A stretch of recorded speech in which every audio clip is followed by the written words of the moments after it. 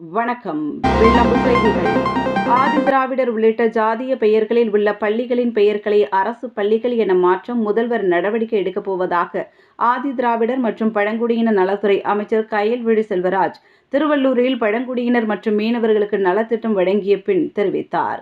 திருவள்ளூர் அடுத்த பூண்டி நீர்த்தேக்கம் அருகே சதுரங்கப்பேட்டையில் தொல்குடியினர் வேளாண்மை மேலாண்மை திட்டத்தின் கீழ் அரசு மற்றும் அரசு சாரா தொண்டு நிறுவனங்களின் பங்களிப்புடன் ஆதி திராவிடர் மற்றும் பழங்குடியினர் நலத்துறை சார்பில் நலத்திட்ட உதவிகள் வழங்கும் நிகழ்ச்சி நடைபெற்றது.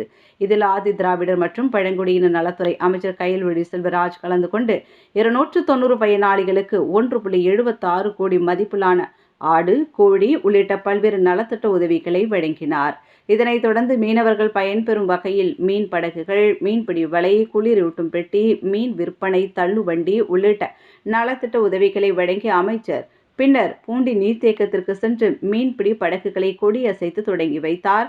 பின்னர் செய்தியாளர்களை சந்தித்த அமைச்சர் கயல்விழி செல்வராஜ், தமிழகத்தில் ஆதி திராவிடர் உள்ளிட்ட சாதிய பெயர்கள் கொண்ட பள்ளியின் பெயர்களை அரசு பள்ளிகள் என்று மாற்ற வேண்டும் என்ற ஓய்வு பெற்ற நீதிபதி சந்துரு தலைமையிலான ஒரு நபர் குழு பரிந்துரையை நடைமுறைப்படுத்த தமிழ்நாடு முதலமைச்சர் மு.க.ஸ்டாலின் நடவடிக்கை மேற்கொண்டு வருவதாகவும், விரைவில் ஜாதிய பெயர்கள் அகற்றப்பட்டு அனைத்து பள்ளிகளுக்கும் அரசு பள்ளிகள் என்று பெயரிடப்படும் என்றும், ஜாதிய குறியீடுகளுடன் மாணவர்கள் பள்ளிக்கு வருவதை தடுக்க அரசு உரிய நடவடிக்கை மேற்கொள்ளும் என்றும் அவர் தெரிவித்தார். இந்நிகழ்ச்சியில் திருவள்ளூர் சட்டமன்ற உறுப்பினர் வி.ஜி. ராஜேந்திரன், திருவள்ளூர் வட்டாட்சியர் வாசுதேவன், சமூக நலத்துறை வட்டாட்சியர் மதியழகன் உள்ளிட்ட வருவாய்த்துறை அதிகாரிகள் மற்றும் ஆதி திராவிட நலத்துறை அதிகாரிகள் பலர் கலந்து கொண்டனர்.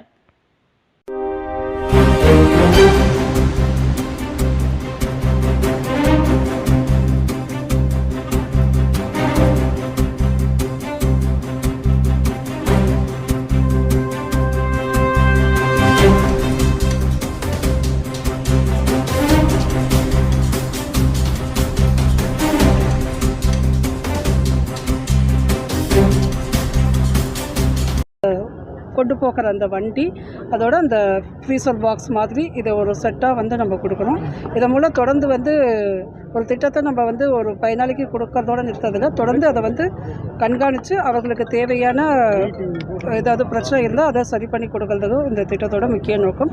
அதே போல் தமிழ்நாடு கால்நடை அறிவியல் பல்கலைக்கழகத்தின் மூலமாக 2,02,00,000 மதிப்பிலான 100 பயனாளிகளுக்கு அந்த கால்நடை சார்ந்த திட்டங்களை கொடுக்குறோம். அதாவது ஒரு நபருக்கு 50 கோழி குஞ்சுகள் கொடுத்து அதற்கான தீவனங்களையும் கொடுத்து தொடர்ந்து கண்காணிச்சுட்ருக்கோம்.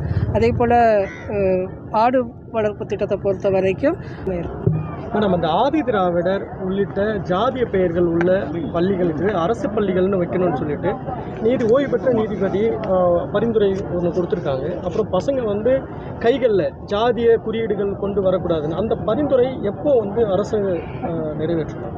ஸோ கூடிய சீக்கிரம் அதை நிறைவேற்றும்.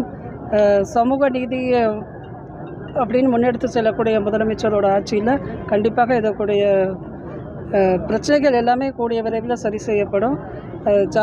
சில பகுதிகளில் அந்த கயிறு கட்டிட்டு போகிற பிரச்சனையெல்லாம் இருக்குது. நம்ம ஸ்கூல்லையும் நம்ம சொல்லிக்கிட்டு இருக்கோம். மாவட்ட ஆட்சித்தலைவர் மூலமாக எல்லா பள்ளிகளுக்கும் மாணவர்கள்கிட்ட விழிப்புணர்வை ஏற்படுத்தணும் அப்படிங்கிறதும் நம்முடைய அரசுடைய நோக்கம்.